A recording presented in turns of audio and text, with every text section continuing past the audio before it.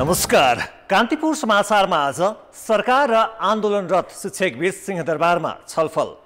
मापदण्ड विपरीत विशिष्ट व्यक्तिलाई दिइएका सुविधा फिर्ता गर्न संसदीय समितिले दियो सरकारलाई निर्देशन। काङ्ग्रेस केन्द्रीय समिति बैठकको पहिलो दिन आज के भयो, यस सम्बन्धी समाचार हामीसँग छ। नयाँ श्रम गन्तव्य बनेका मुलुकमा राजदूतावास खोल्ने सरकारको योजनाबारे के भन्छन् विज्ञ? प्रहरीले दिने चारित्रिक प्रमाणपत्रमा भएको हेरफेरबारेको सामग्रीसँगै तपाईहरूलाई जनकपुर जयनगर बङ्गाहा चल्ने रेलको पुरानो इन्जिनलाई सङ्ग्रहालयमा राख्ने तयारी गरिएको सामग्री पनि देखाउनेछौँ।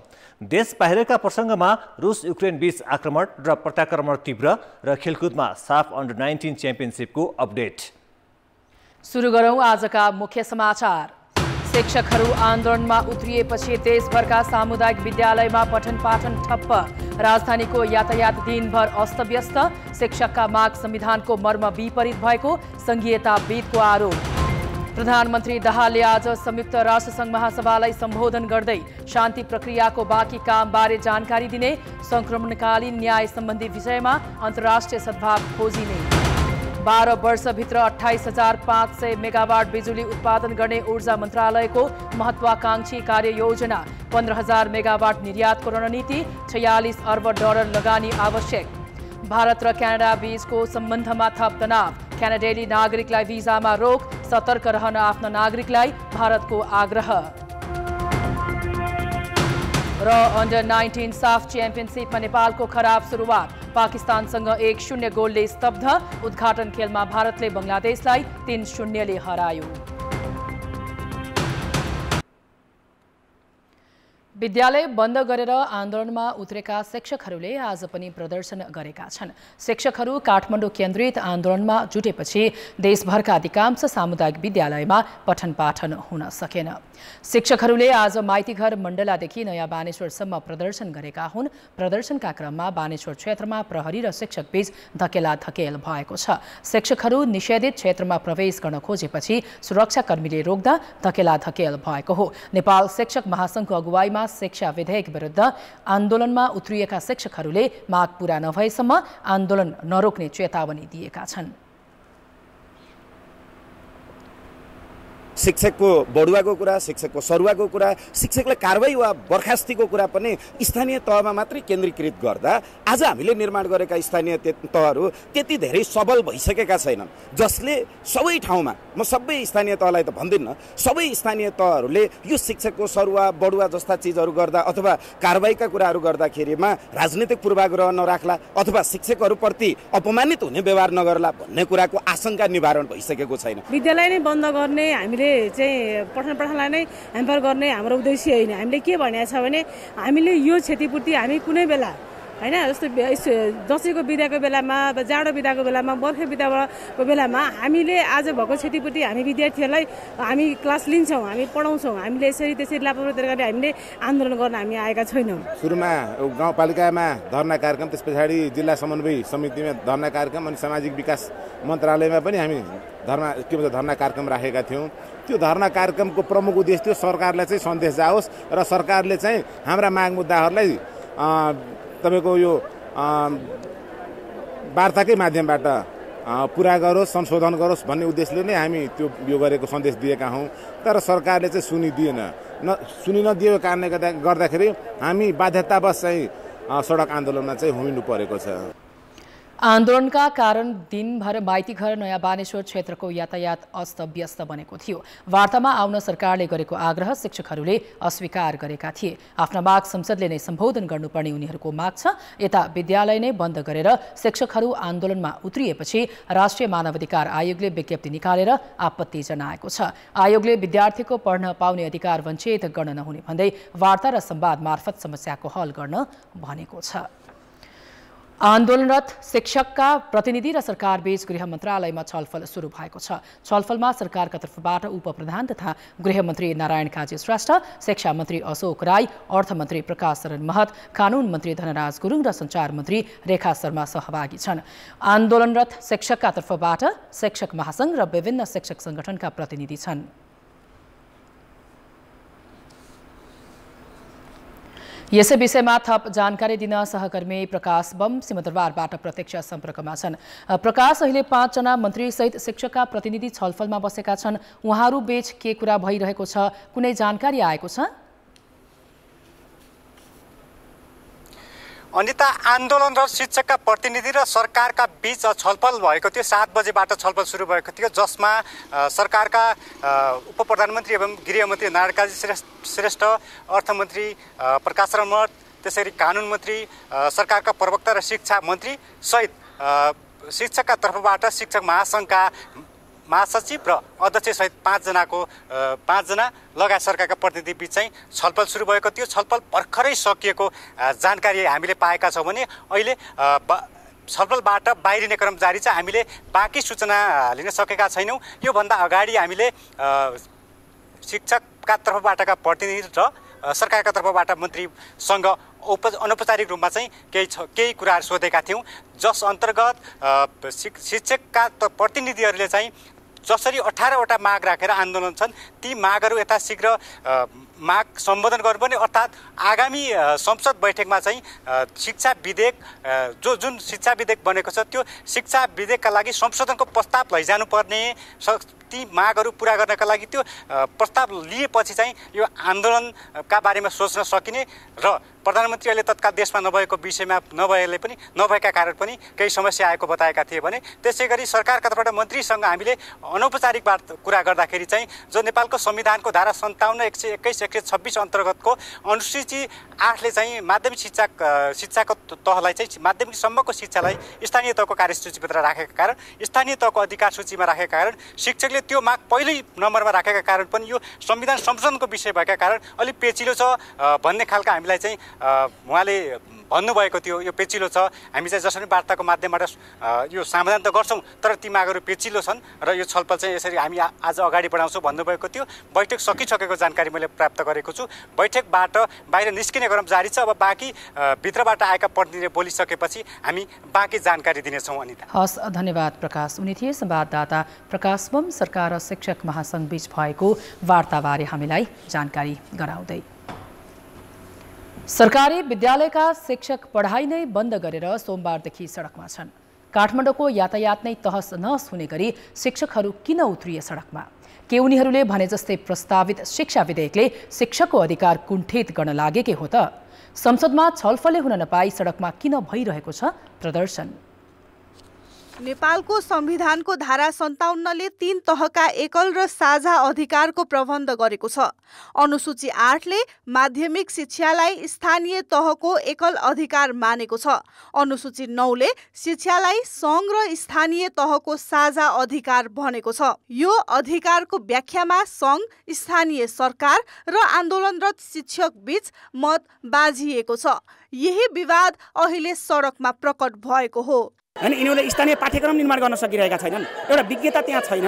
हामीले के चाहन्छौँ भने यसरी आएको यो विधेयक यो फिर्ता गरेर यसलाई संशोधन गरेर 1 हप्ताभित्रै यसका शब्द केलाएर अक्षरश हैन यसलाई पुनः फेरि दर्ता गर्नुपर्छ। संघीय ऐनले तलब खाएर बस्छौँ। संघीय ऐनले हो त्यहाँको बसेको नियमन गर्न चाहिँ स्थानीय तहको मान्छेहरूले सक्छ, नियमन हुन्छ, तर बढुवा उसले जाहिरबाट हटाउन सक्ने उसको हैसियत के हुन्छ? उसको कार्यकर्ता नहुँदा हटाउन मिल्छ?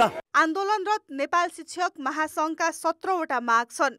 मूलतः विद्यालय शिक्षा सम्बन्धी कानुनलाई संशोधन र एकीकरण गर्न ल्याइएको विधेयकप्रति शिक्षकहरूले आपत्ति जनाएका छन्। उनीहरूको प्रमुख माग विद्यालयलाई स्थानीय तह मार्फत राख्न पाइन्न भन्ने हो, जबकि संविधानले नै माध्यमिक शिक्षामा स्थानीय तहको अधिकार रहने भनेको छ।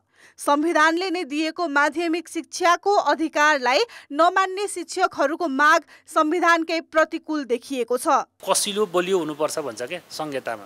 त्यो अर्थ के हो भने सङ्घीय सरकार, प्रदेश सरकार, स्थानीय सरकारसँग छलफल गर्नु पर्यो, स्टेक होल्डरसँग छलफल गर्नु पर्यो। त्यो अभ्यास हामीले गर्नौँ। त्यस कारण यहाँ कस्तो भयो भने हरेक विधेयक सरकारले लिएर आउने, कहिलेकाहीँ क्याबिनेटबाट आफै पास गरिसकेपछि डुप्लिकेट विधेयक परेछ भन्ने सरकारले आफै पनि भन्ने हामीले सुन्यौँ पनि होइन। शिक्षाको सन्दर्भमा नै यो भयो। शिक्षक महासङ्घले प्रधानाध्यापक नियुक्ति, विद्यालय व्यवस्थापन समितिको गठन, शिक्षकको दरबन्दी, सरुवा र कार्य सम्पादन मूल्याङ्कन जस्ता विषयलाई स्थानीय तहको मातहत राख्न नहुने भनेको छ। तर प्रस्तावित विधेयकमा उनीहरूले दावी गरे जस्तो स्थानीय तहलाई पूर्ण अधिकार दिइएको छैन। बरु विधेयकले शिक्षक सेवा आयोगलाई यथावतै राखेको छ, जसले विगतमा झैं शिक्षकको नियुक्ति गर्छ। स्थानीय तहले आफ्नै पालिकाभित्र शिक्षकको सरुवा भने गर्न सक्छ। विधेयकले जिल्ला शिक्षा कार्यालय समेत ब्युत्याएको छ। यसले स्थानीय तहको अधिकार कुण्ठित गर्ने भन्दै नगरपालिका र गाउँपालिका महासङ्घले असन्तुष्टि जनाएका छन्।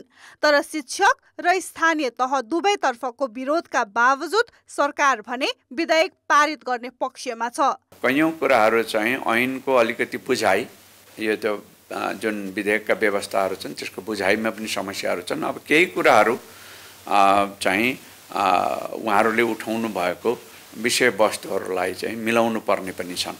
यस्तो परिस्थिति हो, त्यस कारणले मलाई लाग्छ यो चाहिँ ठुलो समस्या होइन। सरकार र शिक्षक बीच आन्दोलनसँगै वार्ताको प्रयास पनि भइरहेको छ। गृह मन्त्रालयमा बिहिबार बिहान र साँझ 2 चरण छलफल भएको छ। कानुन निर्माणमा भूमिका खेल्ने सांसदहरू यो समस्याको समाधान छलफल र वार्ताकै माध्यमबाट हुनुपर्ने बताउँछन्। भनेको अंकुश लगाउनका लागि वा नियन्त्रण गर्नका लागि ल्याइएको होइन, तर यहाँ के बुझिराखेको छ भन्दा ऐन भने चाहिँ राज्यले सरकारले नियन्त्रण गर्नको लागि ल्याएको भन्ने जुन बुझाइ छ, यो बुझाइ चाहे स्थानीय तहको होस् चाहे शिक्षकहरूको होस्, दुवै बुझाइ चाहिँ बदल्नुपर्छ भन्ने मलाई लाग्छ। छिटोभन्दा छिटो उहाँहरूलाई वार्ता गरिसकेपछि मात्रै त्यो विधेयकलाई अगाडि बढाउँछौँ भनेर एउटा विश्वास दिलाएर वार्ता अगाडि बढाएर अहिलेको जुन शिक्षक साथीहरूको जुन आन्दोलन छ त्यसलाई स्थगित गराउन अति आवश्यक देखिएको छ। राजनीतिक रूपमै स्थानीय तहलाई संविधानले दिएको अधिकारको विरोध बाहेक अन्य विषयमा भने शिक्षकका मागहरू पेशागत हकसँग जोडिएका छन्। अस्थायीलाई स्थायी गरिनुपर्ने, आवधिक बढुवा हुनुपर्ने, तलबको विभेद हटाइनुपर्ने लगायतका माग पेशागत छन्। 46,000 शिक्षकको दरबन्दी पुरानाबाटै पूर्ति गरिनुपर्ने महासङ्घका केही मागहरू भने नयाँ प्रतिभालाई विद्यालय प्रवेशबाट रोक्ने खालका छन्। नयाँ पुस्तालाई सकारात्मक पाठ सिकाउने गुरुहरू नै यसरी संसदमा छलफल हुन बाँकी रहेको विषयमा सार्वजनिक यातायात नै अवरुद्ध पार्दै सडकमा उत्रदा समाजले के सिक्ला? यो प्रश्न भने विचारणीय छ। कान्तिपुर समाचारका लागि क्यामेरामा श्याम श्रेष्ठका साथ सृजना बास्तोला, काठमाडौँ। प्रधानमन्त्री पुष्पकमल दाहालले आज संयुक्त राष्ट्रसङ्घको महासभालाई सम्बोधन गर्दैछन्।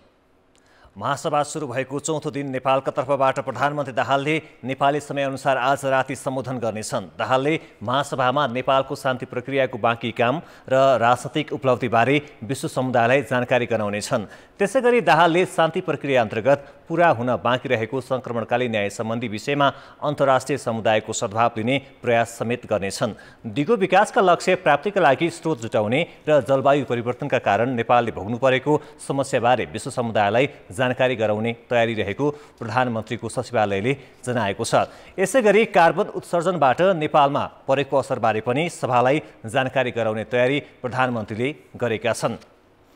यसबारे थप जानकारी दिन हाम्रा सहकर्मी सुमन पन्थ अहिले संयुक्त राष्ट्रसङ्घ महासभाको रिपोर्टिङका क्रममा अमेरिकाको न्युयोर्क गएका छन्। महासभामा प्रधानमन्त्री दाहालले गर्ने सम्बोधन लगायतका विषयमा जानकारी दिन पन्थ अहिले प्रत्यक्ष सम्पर्कमा जोडिएका छन्।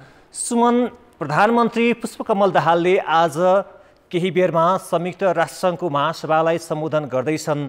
सम्बोधनमा के विषय समेटिनेछन्? पृष्ठभूमिमा भने चाहिँ गत आइतबार न्युयोर्क ओर्लिएका प्रधानमन्त्री दाहालको आजको महत्त्वपूर्ण सम्बोधन हुने बुझिएको छ र यस अगाडि सेप्टेम्बर 18 र 19 मा दिगो विकासको सम्मेलनमा उनले केही कुरा बताएका थिए भने आजको महासभाको सम्बोधनलाई चाहिँ महत्त्वका साथ हेरिएको छ। महासभाको सम्बोधनमा प्रधानमन्त्री दाहालले मुख्यतया शान्ति प्रक्रियाका कामहरू, भइरहेका कामहरूका बारेमा विश्व समुदायलाई अपडेट गराउनेछन्। दोस्रो कुरो चाहिँ अहिले नेपालले एलडिसी कन्ट्री, अल्प विकसित देशहरूको राष्ट्रहरूको नेतृत्व भनौँ न अध्यक्षता त्यसले गरिरहेको छ। त्यसमा चाहिँ अल्प विकसित देशहरूले भोगेका समस्याका विषयमा विश्व समुदायलाई जानकारी गराउनेछन् र सँगै नेपालमा नेपाल जस्ता देशले जुन जलवायु परिवर्तनबाट सिर्जित समस्याका कारण चाहिँ जुन भिक्टिम भइरहेका छन् विकसित देशका कारण चाहिँ कसरी भिक्टिम भइरहेका छन् ध्यान तान्नेछन् र सोही अनुसार केही लगानी गर्न पनि आग्रह गर्ने भन्ने बुझिएको छ। उनले चाहिँ मुख्यतः अहिले घरेलु चाहिँ शान्ति प्रक्रियाका कामलाई बढी प्राथमिकता दिने, सङ्क्रमणकालीन न्यायका विषयमा पनि केही जानकारी गराउनेछन् भने उनले अल्प विकसित देश नेपाल जस्ता देशमा लगानी गर्न नसक्ने हुने दिगो शान्तिको जुन युएनले लिएको छ दिगो शान्तिको विषयलाई चाहिँ सम्बोधन हुन नसक्ने त्यसैका कारणले चाहिँ अल्प विकसित देशहरूमा चाहिँ लगानी बढाउनुपर्छ भन्ने सन्देश जारी गर्नेछन्। त्यसका अतिरिक्त प्रधानमन्त्री दाहालले नेपालले चाहिँ यो पछिल्लो 5 वर्षमा कोरोना महामारीका बावजुद पनि केही सामाजिक क्षेत्रमा गरेका राम्रा कामहरूका विषयमा पनि जानकारी गराउनेछन् र उनले चाहिँ अहिले जस्तो हाम्रोमा सामाजिक सूचकहरू चाहिँ राम्रो देखिएको छ, विद्यार्थीहरूको भर्ना दर अनि ग्रामीण महिलाहरूको सशक्तिकरण, महिलामा राजनीतिक जुन राजनीतिमा महिलाहरूको सहभागिता उल्लेख्य रूपमा देखिएको छ। यो चाहिँ विश्व समुदायले सिक्न सक्नेछन् भन्ने जस्ता चाहिँ केही विषयमा चाहिँ उनले जानकारी गराउनेछन् भने नेपाल जस्ता देशहरूलाई चाहिँ लगानीको ठुलो आवश्यकता छ भन्ने विषयमा पनि सम्बोधन गर्नेछन् सम्भवतः विकासजी। सुमनजी, यसपछि प्रधानमन्त्रीको कार्यतालिका के छ? आज संयुक्त राष्ट्र सङ्घीय महासभामा सम्बोधन गरिसकेपछि उनका केही साइडलाइन मिटिङहरू छन् जुन अहिलेसम्म पब्लिस गरिरहेको छैन। परराष्ट्र मन्त्रालयका अधिकारीका अनुसार चाहिँ जुन हाम्रो एसियन कन्ट्रिजहरूका केही राष्ट्र प्रमुखहरूसँग साइडलाइन मिटिङ गरे र उनको अहिले सबैभन्दा ठुलो हतारो चाहिँ चीन भ्रमणको रहेको छ। भोलि नै उनी प्रधानमन्त्री दाहाल चीन भ्रमणमा जाँदैछन्। चीन भ्रमणमा चाहिँ उठाउनु पर्ने एजेन्डाका विषयमा चाहिँ यो न्युयोर्कमा पनि आन्तरिक छलफलमा उनी व्यस्त देखिन्छन्। अहिले सम्भवतः चीन भ्रमणका क्रममा चाहिँ जुन हाम्रा सीमित नाकाहरू छन् ती नाकाहरूलाई विस्तार गर्ने, चिनिया लगानी भित्राउने, कृषिमा लगानी भित्राउने र जुन हाम्रो अहिले आर्थिक वृद्धि दर सुस्त रहेको छ त्यसमा चाहिँ केही लगानी भित्राउने भनेर उनको अहिले यहाँ न्युयोर्कमा भए पनि उनको ध्यान चाहिँ बढी चाहिँ चीन भ्रमणतिर जस्तो देखिन्छ। विकासजी हस्, धन्यवाद। उनी थिए न्युयोर्कबाट हाम्रा संवाददाता सुमन पन्थ। प्रधानमन्त्री पुष्पकमल दाहालले आज संयुक्त राष्ट्रसङ्घ महासभालाई सम्बोधन गर्दैछ, यसबारे जानकारी गराउँदै। अब बाँकी समाचार। प्रतिनिधि सभाको पहिलो अधिवेशन सुरु हुँदा नै फास्ट ट्र्याकबाट पास गर्ने भनिएको सङ्क्रमणकालीन न्याय सम्बन्धी विधेयक अझै अनिश्चित बनेको छ। छलफलको लागि संसदीय समितिमा पठाइएको विधेयकमा सहमति जुट्न सकेको छैन। प्रतिनिधि सभा अन्तर्गतको कानुन, न्याय तथा मानवाधिकार समितिको उपसमितिमा विचाराधीन विधेयकमा दलीय सहमति नभएका कारण यो तत्काल अगाडि नबढ्ने देखिएको हो। विधेयकमा गम्भीर मानवाधिकार उल्लङ्घनमा कुन कुन विषय राख्ने, सजाय निर्धारण कसरी गर्ने, बाल सेनाको विषय उल्लेख गर्ने वा नगर्ने भन्नेमा दलहरूबीच विवाद छ। यस्तै आयोगले गरेको निर्णयमा चित्त नबुझे उपचार कसरी खोज्ने भन्नेमा पनि विवाद छ। प्रमुख प्रतिपक्षी एमाले सरकारले ल्याएको विधेयक पीडित मैत्री नबनेकाले मानव अधिकारका अन्तर्राष्ट्रिय मान्यता र सर्वोच्च अदालतले स्थापित गरेका नजिरलाई छाड्न नसक्ने अडान लिएको छ।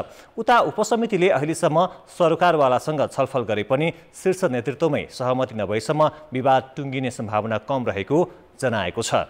धेरै स्टेक होल्डरहरूको साझा भावनालाई एक ठाउँमा ल्याएर एउटा ब्रेक इभनमा ल्याएर सबैलाई जितको स्थिति बन्नुपर्छ, सिङ्गो देश जित्ने ठाउँमा पुर्याउनुपर्छ। त्यसकारण त्यो पुर्याउने भनेको हामी केही समितिमा बसेका उपसमिति बसेका मान्यहरूको मात्रैले पुग्दैन। यसमा योभन्दा बाहिर राजनीतिक नेतृत्वको उपस्थिति, साझा कमिटमेन्ट र साझा बुझाइ, यसको आधारबाट मात्र अगाडि बढ्नुपर्छ। विधेयकमा सहमति जुटाउन उपसमितिको म्याद नै तेस्रो पटक थप गरिएको छ। काम सुरु गरेको 1 हप्ताभित्र प्रतिवेदन बुझाउने भनिए पनि अहिलेसम्म काम नै सुरु भएको छैन।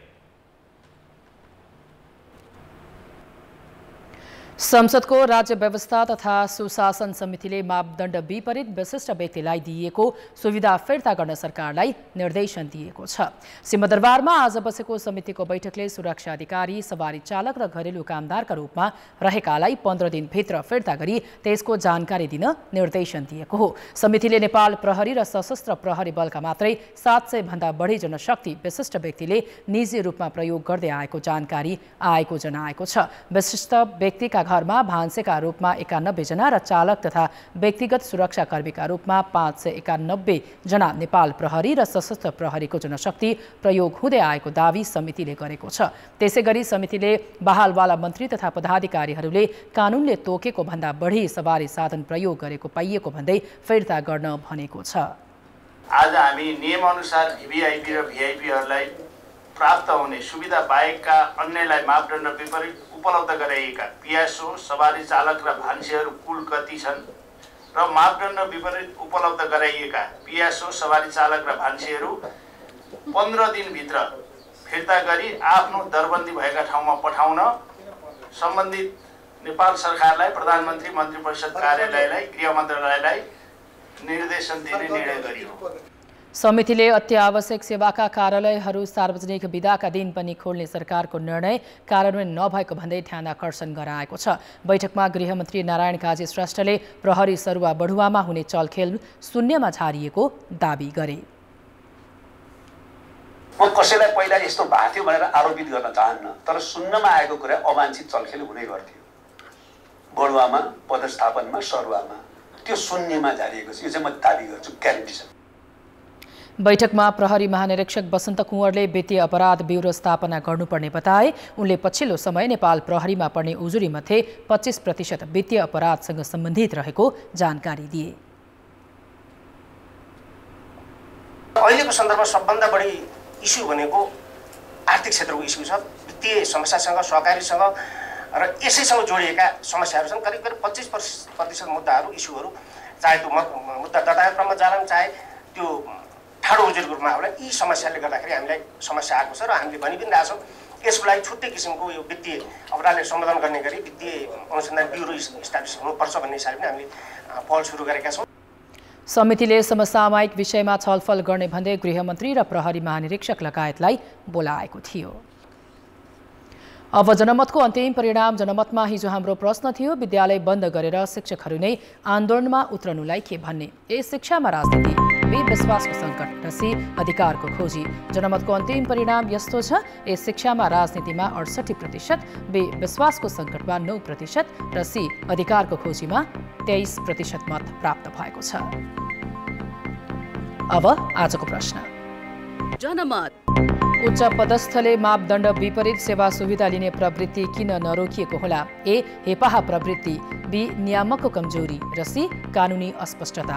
जनमतको अन्तिम परिणाम भोलि बेलुकी 8 बजेको कान्तिपुर समाचारमा प्रसारण गर्नेछौँ।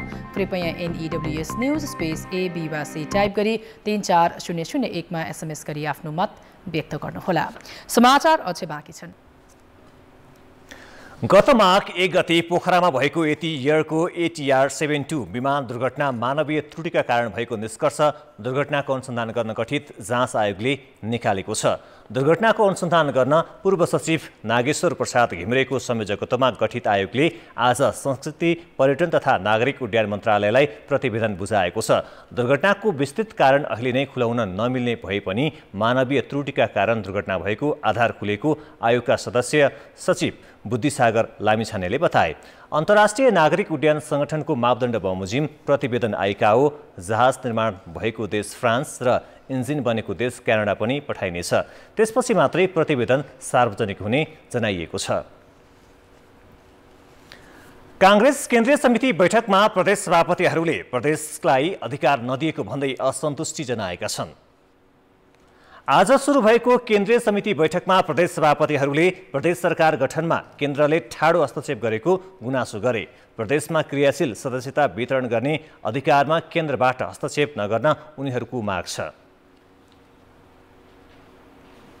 संहितालाई सफल बनाउने हो, संविधानको क्रियाशीलता चाहने हो भनेदेखि अब प्रदेश संरचनालाई, प्रदेशलाई चाहिँ अधिकार सम्पन्न बनाउनुपर्छ भनेर हामीले यो सामूहिक धारणा राखेका छौँ।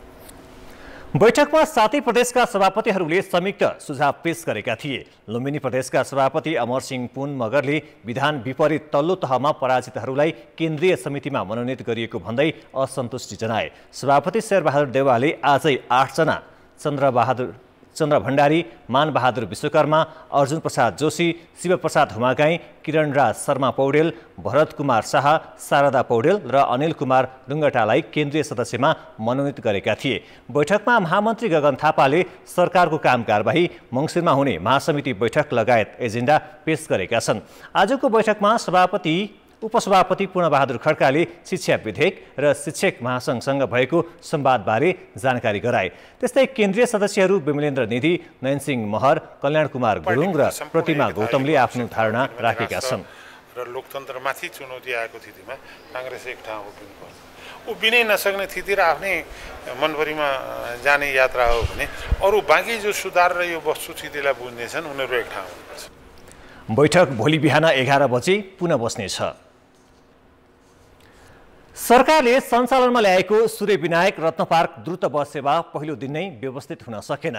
भौतिक पूर्वाधार तथा यातायात मन्त्रालयले प्राविधिक रूपमा सबै काम नसकी हतार बस सेवा सञ्चालन गरेपछि समस्या देखिएको हो। पहिलो दिन नै मन्त्रालयले भने बमोजिम 25वटै बस त सञ्चालनमा आएनन् नै। सडकभरि रातो रङ पोतेर द्रुत बसलाई छुट्याइएको ट्र्याकमै समस्या देखियो। यातायात व्यवसायीहरूले बिहिबार बिहान 9 बजे नै सूर्य विनायकदेखि 5वटा बस एकैपटक रत्न पार्कतर्फ लैजाँदा समस्या देखियो।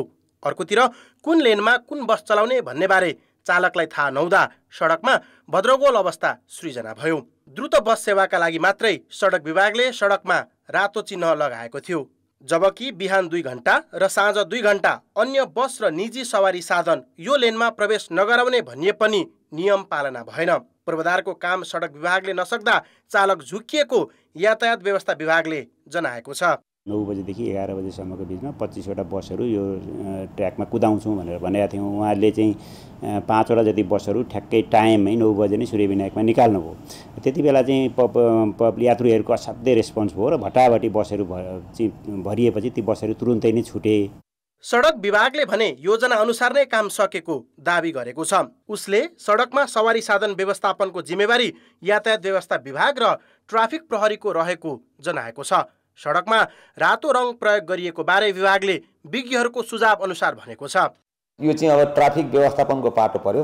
ट्राफिक व्यवस्थापनमा चाहिँ अब यसमा चाहिँ अर्को गाडीहरूलाई चाहिँ इन्ट्री नदिने चाहिँ उनीहरू गरी पर्याप्त ट्राफिक राखेर मात्र यो सम्भव हुने देखिन्छ। अब हामीलाई चाहिँ पूर्वाधार बनाउने जिम्मा हामीलाई दिएको थियो र हामीले डिजाइनको काम र पूर्वाधारको काम हामीले गरेको हो र अन्य पाटो चाहिँ तत्त निकाले गरेका हुन्। हामी यसमा त कोर्डिनेसन नभएको भन्ने त होइन। विशेष गरी कोटेश्वरदेखि सूर्य विनायकतर्फ सवारी चलाउन समस्या आएको हो। मुख्य सडकको 25% क्षेत्र द्रुत बसलाई छुट्याउँदा जाम बढेको थियो।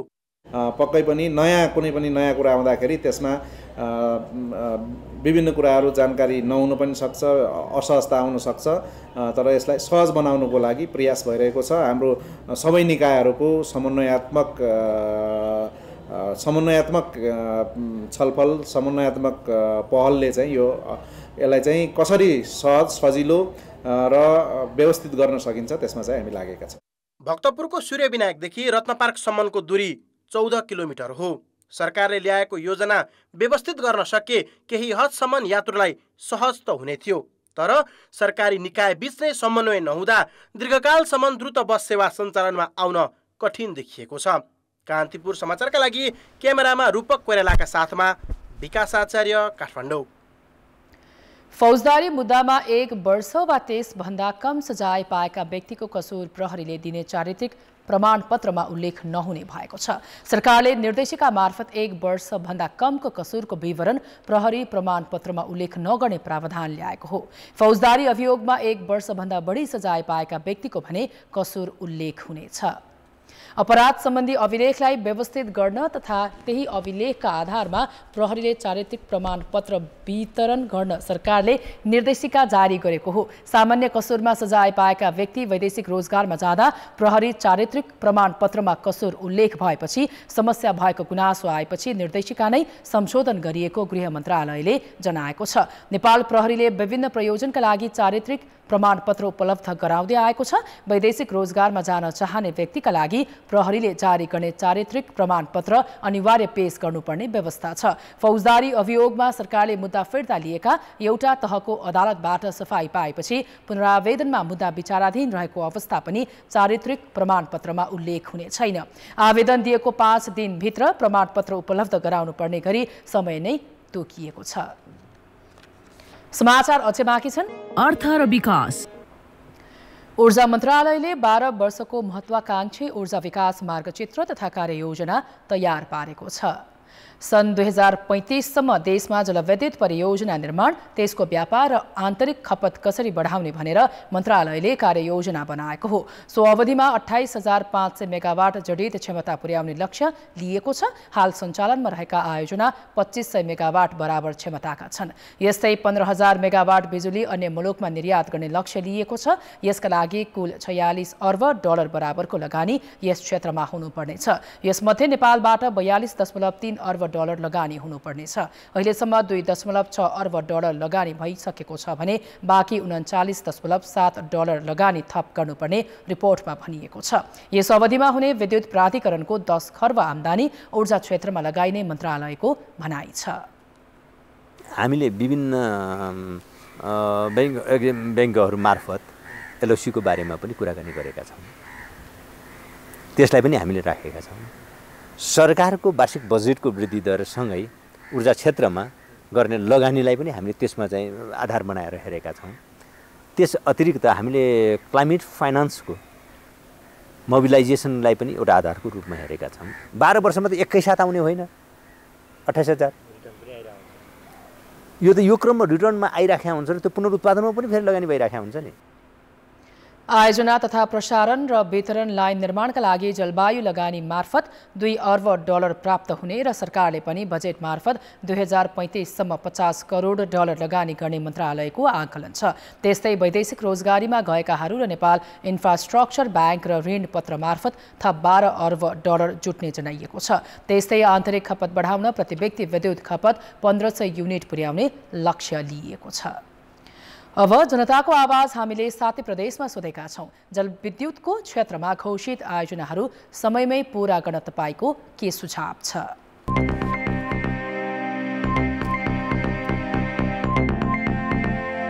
झोलामा खोला बोक्ने प्रचलनहरू चाहिँ अन्त्य गर्नुपर्छ। समयमै आयोजनाहरू सम्पन्न हुन्छ। लाइसेन्स लिएको निश्चित समयभित्र काम थालनी गर्नुपर्छ। देश बनाउनुपर्छ भन्ने सरकारले सोचेपछि यो छिटो छरी त हुन्छ।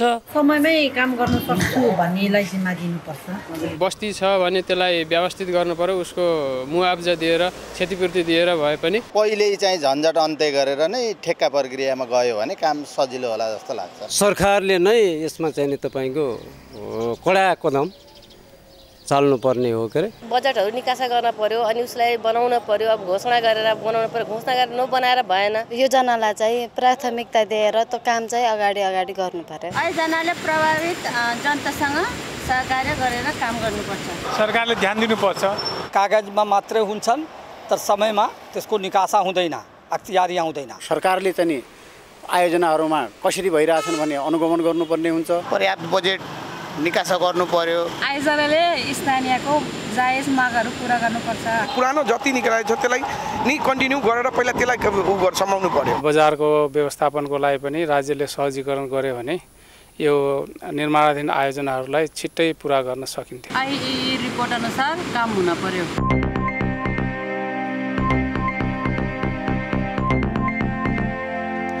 चालू आर्थिक वर्षको 2 महिनामा 5 अर्ब 43 करोड 31 लाख रुपियाँको विद्युत भारत निर्यात भएको छ। नेपाल विद्युत प्राधिकरणले साउनमा 1 अर्ब 94 करोड 84 लाख र भदौमा 3 अर्ब 48 करोड 48 लाख रुपियाँको विद्युत भारतीय बजारमा निर्यात गरेको छ। साउनमा प्रति युनिट औसत ₹8.13 र भदौमा औसत ₹12.27 भारत निर्यात गरिएको प्राधिकरणले जनाएको छ। प्राधिकरणले वर्षायाममा देशभित्र खपत गरी बचत भएको विद्युत भारत निर्यात गर्दै आएको छ। भारतले अहिलेसम्म 632 मेगावाट विद्युत निर्यातको लागि नेपाल विद्युत प्राधिकरणलाई स्वीकृति दिएको छ। वैदेशिक रोजगारीका लागि पछिल्लो समय खाडी मुलुकमा जाने नेपालीको सङ्ख्यामा केही कमी आए पनि युरोपेली मुलुकमा जानेको सङ्ख्या भने बढेको छ। गत वर्षको तुलनामा मलेसियाबाट कम सङ्ख्यामा माग आएको छ। वैदेशिक रोजगार विभागले आज सार्वजनिक गरेको तथ्याङ्क अनुसार साउन र भदौमा वैदेशिक रोजगारीमा जानेको सङ्ख्या गत वर्षको तुलनामा 32,000ले घटेको छ। गत वर्षको साउन र भदौमा श्रम स्वीकृति तथा पुनः श्रम स्वीकृति लिनेको सङ्ख्या 1,39,000 रहेकोमा यस वर्षको साउन र भदौमा 1,06,000मा सीमित भएको छ। मलेसियाबाट कम माग आएकाले रोजगारीको लागि जानेको सङ्ख्या घटेको हो। तर माल्टा, पोल्यान्ड र रोमानिया जस्ता युरोपेली मुलुकमा जानेको सङ्ख्या भने बढेको छ। पर्यटकीय भिसामा जानेको सङ्ख्या अझ बढिरहेको विभागको आकलन छ। हामीलाई ग्लोबल इकोनोमीको कारणले होला या अन्य कारणले केही कम पनि भएको हो कि भन्ने आशंका छ एकातिर। अर्कोतिर श्रम स्वीकृति नलिकन अन्य भिसाहरूमा विभिन्न खालका भिसाहरू अहिले जारी गर्न लागेका छन् मुलुकहरूले। फ्रिलान्सर भिसा भन्ने पनि आएको छ। त्यस्तै गरी गएर भनौँ न टुरिस्ट भिसा पनि आएको छ। यस्तोमा गएर पनि त्यहाँ गएपछि फेरि वर्किङ भिसामा कन्भर्ट गरेर काम गर्ने चलनले गर्दाखेरि पनि घटेको चाहिँ हुनसक्छ। सरकारले माल्टा, पोल्यान्ड लगायत युरोपेली मुलुकसँग श्रम सम्झौता गरेको छैन। प्रधानमन्त्री पुष्पकमल दाहाल अमेरिका जानुअघि थप मुलुकसँग श्रम सम्झौता गर्ने विषयमा छलफल भए पनि यसले मूर्त रूप लिन सकेको छैन। भारत र क्यानाडा बीचको सम्बन्धमा तनाव बढिरहँदा भारतले क्यानाडेली नागरिकलाई भारत प्रवेशको भिजा बन्द गरेको छ। क्यानाडामा शेख नेताको हत्या प्रकरणलाई लिएर दुई देश बीचको सम्बन्ध तनावपूर्ण बनेको हो। भारतीय विदेश मन्त्रालयले आज क्यानाडेली नागरिकलाई भारत प्रवेश गर्ने भिजामा रोक लगाएको छ। भिजा कहिलेसम्मका लागि रोकिएको हो भन्ने खुलाइएको छैन। भारतीय विदेश मन्त्रालयले आजै आफ्ना नागरिकलाई भ्रमण निर्देशिका अर्थात् ट्राभल एडभाइजरी जारी गर्दै क्यानाडामा सतर्कता बनाउन भनेको छ। भारतले खास गरी क्यानाडामा रहेका आफ्ना विद्यार्थीलाई सचेत रहन आग्रह गरेको छ। निर्देशिकामा आफ्ना नागरिकलाई भारतीय उच्च आयोग र महावाणिज्य दूतावासमा नाम दर्ता गर्न आग्रह गरिएको छ। शेख नेता हरदीप सिंह निज्जरको हत्यालाई लिएर दुवै देशले एकअर्काका कूटनीतिज्ञलाई देश निकाला गरिसकेका छन्। युक्रेनले रुस नियन्त्रित क्राइमियामा आक्रमण गरी रुसी हवाई सुरक्षा शिविर ध्वस्त पारेको छ। युक्रेनले क्राइमिया स्थित रुसी हवाई सुरक्षा शिविर ध्वस्त पारेको समाचारमा जनाइएको छ। युक्रेन अधीनस्थ क्राइमियालाई सन् 2014मा रुसमा गाभिएको थियो। बाख्मुटमा रहेका दुई सहरी क्षेत्रलाई पनि युक्रेनले आफ्नो कब्जामा लिएको छ। युक्रेनले कम्तीमा 3वटा रुसी लडाकु विमानलाई पनि निस्तेज गरिदिएको छ। उता रुसले पनि युक्रेनका विभिन्न सहरमा आक्रमण गरेको छ। रुसको यो आक्रमणलाई विगत केही हप्ता यताकै सबैभन्दा सशक्त आक्रमण भनिएको छ। यसैबीच संयुक्त राष्ट्रसङ्घका महासचिव एन्टोनियो गुटेरेसले राष्ट्रसङ्घीय महासभालाई सम्बोधन गर्दै रुस र युक्रेन बीचको युद्धलाई छिटोभन्दा छिटो अन्त्य गर्न आग्रह गरेका छन्। खेल समाचार अघि ब्रेक। खेलकुद समाचार। नमस्कार, कान्तिपुर खेलकुद समाचारमा स्वागत छ। घरेलु टोली नेपाल साफ अन्डर 19 च्याम्पियनसिपको आफ्नो पहिलो खेलमा पाकिस्तानसँग 1-0 गोलले स्तब्ध भएको छ। नेपालले पुरै खेल अवधिभर सन्तोषजनक प्रदर्शन गर्न सकेन।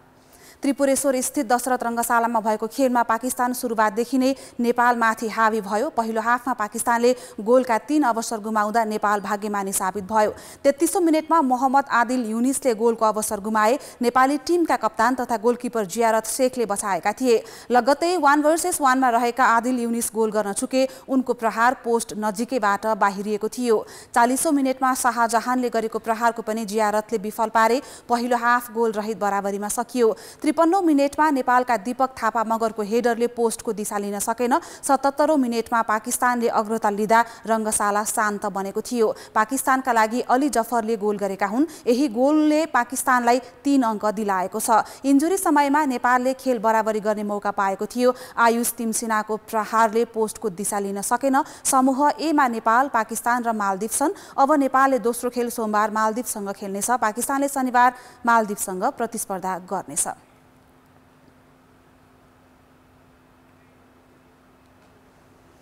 साबिक विजेता भारतले भने विजयी सुरुवात गरेको छ। आज भएको उद्घाटन खेलमा भारतले बङ्गलादेशलाई 3-0 गोलले हराएको हो। त्रिपुरेश्वर स्थित दशरथ रङ्गशालामा नै भारतले खेल सुरु भएको 36 सेकेन्डमा नै अग्रता लिएको थियो। उसका लागि गुम्सार गोयारीले गोल गरेका हुन्। 9औं मिनेटमा बङ्गलादेशले बराबरी गोल फर्काउने अवसर सृजना गरेको थियो, तर मोइनुल इस्लामको प्रहार भारतीय गोलकिपर लियोनेल रिम्टेनले उत्कृष्ट बचाउ गरे। 40औं मिनेटमा राजु अहमदको प्रहार क्रसबारमा लागेर बाहिरिँदा बङ्गलादेश निराश बनेको थियो। सुरुवातमै गोल खाए पनि मौका बनाएको बङ्गलादेश विरुद्ध इन्जुरी समयमा भारतले अग्रता दोब्बर बनायो। नाओबा मिटेईले गोल गरेपछि पहिलो हाफमा 2-0 ले पछि परेको बङ्गलादेश खेलमा फर्कन सकेन। 90औं मिनेटमा अर्जुन ओइनामले गोल गर्दै भारतलाई 3-0 को सहज जित दिलाएका हुन्। गत वर्ष भारतले फाइनलमा बङ्गलादेशलाई पराजित गर्दै उपाधि जितेको थियो। यो जितपछि समूह बीमा रहेको भारतले 3 अङ्क जोडेको छ। यो समूहमा भारत, बङ्गलादेश र भुटान छन्। दोस्रो खेलमा भारतले आगामी सोमबार भुटानसँग खेल्नेछ। त्यसअघि शनिबार बङ्गलादेश र भुटान आम्ने सामने हुनेछन्।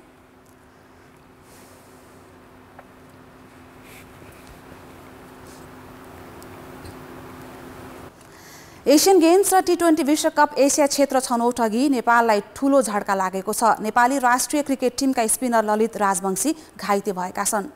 राष्ट्रिय क्रिकेट टोली चीनको हाङजाउमा आयोजना हुने 19औं एसियन गेम्सको तयारीमा छ। तयारी स्वरूप टियु क्रिकेट मैदानमा फिल्डिङ गर्ने क्रममा ललितको दायाँ काँधमा चोट लागेको थियो। लेफ्ट आर्म स्पिनर ललितको आज शल्यक्रिया गरिएको छ। टी20I र ODI दुवै फर्म्याटमा नेपालका प्रमुख बलर ललितले 4 हप्ता आराम गर्नुपर्ने बताइएको छ। पूर्ण रूपमा ठिक हुन लाग्ने समयबारे भने केही जनाइएको छैन।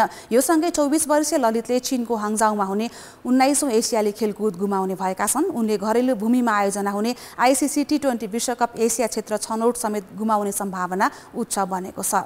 एसियन गेम्स अन्तर्गत समूह चरणको पहिलो खेलमा नेपालले असोज 10 गते मङ्गोलिया र 14 गते मालदिवसँग खेल्ने तालिका छ। त्यसपछि नेपालले कार्तिक 13 देखि 20 गतेसम्म मूलपानी र टियु क्रिकेट मैदानमा टी20 विश्वकप एसिया छनौटमा सहभागिता जनाउनेछ। खेलकुद समाचार अहिलेलाई यति नै। कान्तिपुर समाचार अहिलेलाई सकियो। कान्तिपुर टेलिभिजन हेर्दै गर्नुहोला। नमस्ते।